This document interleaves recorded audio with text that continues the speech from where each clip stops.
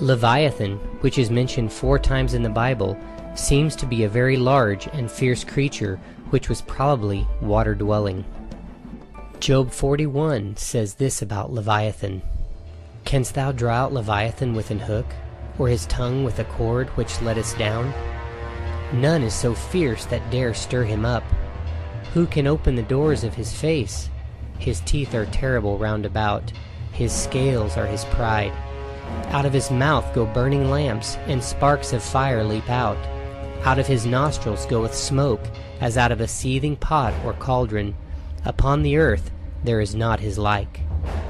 The King James Bible mentions the cockatrice 5 times. Early English Bibles used the word cockatrice when they translated from Hebrew.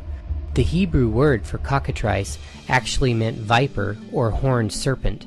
As with any of these rare reptile creatures, much mythology and lore developed around them over time.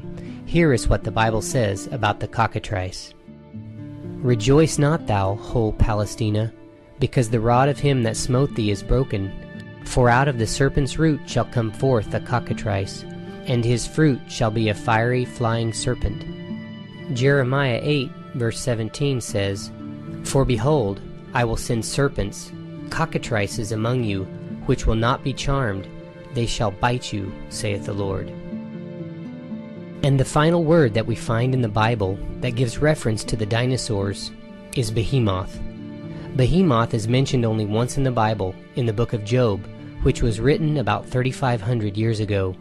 The description that it gives is very detailed, and when compared to known animals, reveals some interesting results.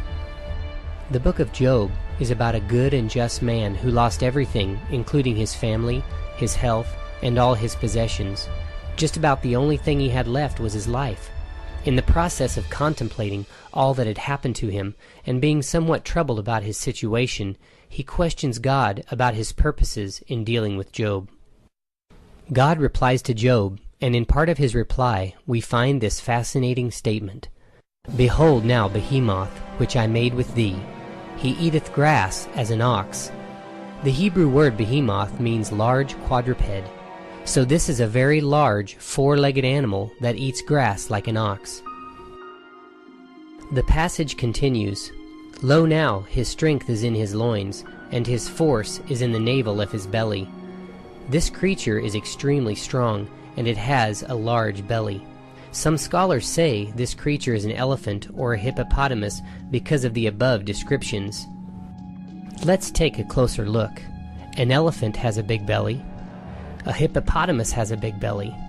But the class of dinosaurs called sauropods have the biggest bellies of all. The passage continues, "He moveth his tail like a cedar. The sinews of his stones are wrapped together." Many Bible translations say, "He moveth his tail like a cedar, the sinews of his thighs are tightly knit together." Now compare. Is this like a cedar? What about this? Nope, not even close. No other animal around today has a tail like a cedar tree.